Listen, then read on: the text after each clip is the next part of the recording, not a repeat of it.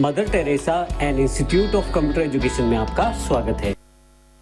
Virtual desktop एक नया feature Windows 10 में ऐड किया गया है और ये बहुत ही बढ़िया फीचर है। इस फीचर को जानने से पहले हम टास्क व्यू के बारे में जान लेते हैं। आपके पास यहाँ टास्क बार पे एक टास्क व्यू के नाम से एक बटन रहता है। यदि आपके पास काफ़ी सारी एप्लीकेशन खुली हुई हैं, आपके डेस्कटॉप पे हो सकता है एक टाइम पे एक से अधिक एप्लीकेशन खुली हो। जैसे 3 एप्लीकेशन आपके सामने खुली हुई हैं और इसके अतिरिक्त 2 एप्लीकेशन मेरे पास मिनिमाइज्ड है, परंतु मैं चाहता हूं कि कौन कौन सी इस वक्त एप्लीकेशन मेरे पास डेस्कटॉप पे चल रही हैं वो सारी मैं टास्क व्यू से देख सकता हूं। टास्क व्यू पे सिर्फ मुझे क्लिक करना है। जितनी भी एक्टिव ऐप मेरे पास अभी डेस्कटॉप पे अवेलेबल है वो सभी की सभी एक प्रीव्यू के रूप में मेरे पास स्क्रीन पे दिखाई देनी शुरू हो जाएंगी। यदि मैं दोबारा क्लिक करूंगा यही टास्क व्यू पे तो फिर से वापस अपने सिंपल डेस्कटॉप मोड में वापस आ जाऊंगा। टास्क व्यू एक इम्पॉर्टेंट फीचर है विंडोज 10 में। आप यहाँ से किसी भी ऐप पे डायरेक्टली क्लिक करके उसे ओपन कर सकते हैं और आसानी से सभी ऐप्स को ऑर्गेनाइज कर सकते हैं। परंतु विंडोज 10 में एक नया फीचर ऐड किया गया है जिसका नाम है वर्चुअल डेस्कटॉप। टास्क व्यू की सहायता से आप वर्चुअल डेस्कटॉप भी बना सकते हैं। इसका अर्थ यह है कि आप एक समय पे एक से अधिक डेस्कटॉप पे अपनी एप्लीकेशंस को रख सकते हैं। पहले हम बात करते हैं एक से अधिक डेस्कटॉप कैसे बना सकते हैं आप। जब आप टास्क व्यू पे क्लिक करते हैं तो आपके पास यहाँ पे राइट हैंड साइड पे न्यू डेस्कटॉप के नाम से एक बटन अवेलेबल हो जाता है। यदि मैं इस बटन को क्लिक कर दूं तो आप देखेंगे यहाँ पे आपके पास टास्क व्यू बार अवेलेबल हो गई है जिसमें डेस्कटॉप 2 नाम से एक अलग से प्रीव्यू अवेलेबल हो गया है डेस्कटॉप का। यदि मैं यहाँ डेस्कटॉप 2 पे क्लिक करूँ तो आप देखेंगे एक बिल्कुल ब्लैंक डेस्कटॉप आपके सामने है।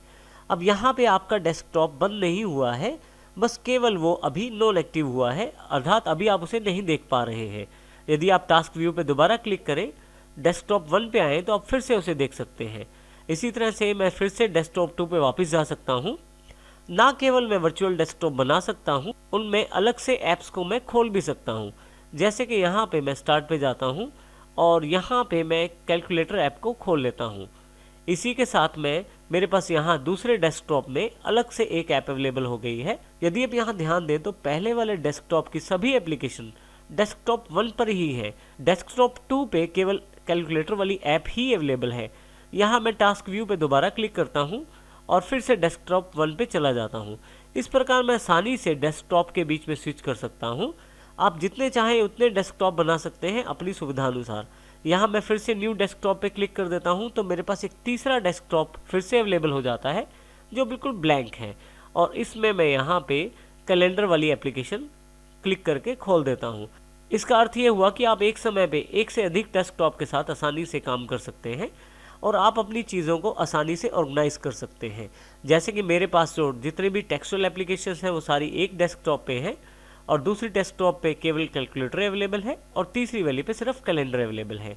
ना केवल आप टास्क व्यू में वर्चुअल डेस्कटॉप बना सकते हैं बल्कि एक डेस्कटॉप की ऐप को दूसरे डेस्कटॉप पे आप मूव भी कर सकते हैं। आइए इसको देखते हैं। यहाँ टास्क व्यू पे क्लिक करें। मान लीजिए मुझे इस पेंट वाली ऐप को तीसरे वाले डेस्कटॉप पे लेके जाना है। देखिए यहाँ पे मेरे पास डेस्कटॉप 1 एक्टिव है और यहाँ से मैं इस ऐप को क्लिक कर लेता हूँ और मूव करते हुए डेस्कटॉप 3 पे ले जाता हूँ। आप देखेंगे डेस्कटॉप 3 पे क्लिक करने के पश्चात कि आपके पास यहाँ 2 ऐप्स अवेलेबल हैं, कैलेंडर और साथ में पेंट। मैं टास्क व्यू पे दोबारा क्लिक करता हूँ। अब की बार यहाँ पे मैं वर्ड पैड को एक नए अलग से नए डेस्कटॉप पे लेके जाना चाहता हूँ, तो इसको मैं मूव करते हुए बजाय डेस्कटॉप 1, 2 या 3 के लेके जाऊँ, मैं अब की बार न्यू डेस्कटॉप बटन पे ले जाता हूँ और जैसे ही छोड़ता हूँ तो आप देखेंगे डेस्कटॉप 4 अपने आप अवेलेबल हो गया है। आप देखेंगे कि डेस्कटॉप 4 में आपके पास वर्ड पैड का ऐप का विंडो अवेलेबल हो गया है। आप चाहें तो बाकी डेस्कटॉप पे जाने के लिए शॉर्टकट के रूप में विंडो की और टैब का प्रयोग कर सकते हैं। आप टास्क व्यू को क्लिक करें और विंडो की दबाएं। अब विंडो का बटन छोड़ दें और टैब के बटन से आप देखेंगे कि ऊपर और नीचे अब बारी बारी से टैब का बटन दबाने पे एक बार ये ऊपर एप्लीकेशंस को सिलेक्ट करता है और दूसरी बार ये डेस्कटॉप्स को सिलेक्ट करता है। मैं यहाँ डेस्कटॉप को सिलेक्ट कर लेता हूँ और उसके बाद एरो की से किसी भी डेस्कटॉप पे जा सकता हूँ। जिस डेस्कटॉप पे मुझे जाना है वहाँ एंटर कर दूंगा तो मेरे पास वो डेस्कटॉप अवेलेबल हो जाएगा। इसके अतिरिक्त यदि टास्क व्यू में जाकर आप किसी डेस्कटॉप को क्लोज करते हैं, उस डेस्कटॉप पे जितनी भी ऐप्स इस वक्त एक्टिव है या ओपन है वो क्लोज नहीं होंगी। बल्कि वो सभी ऐप्स इससे पिछले वाले डेस्कटॉप पे ट्रांसफ़र हो जाएंगी। जैसे कि मैं डेस्कटॉप 4 को क्लोज करता हूँ यहाँ पे, तो आप देखेंगे कि डेस्कटॉप 3 में वर्डपैड का ऐप अवेलेबल हो गया है।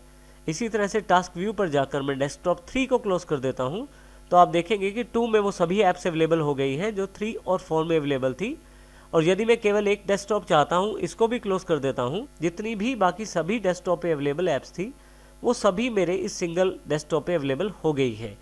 इस प्रकार मैं वर्चुअल डेस्कटॉप का प्रयोग कर सकता हूँ अपनी सभी खुली हुई फाइल्स, फोल्डर्स या ऐप्स को ऑर्गेनाइज करने में और प्रयोग करने में।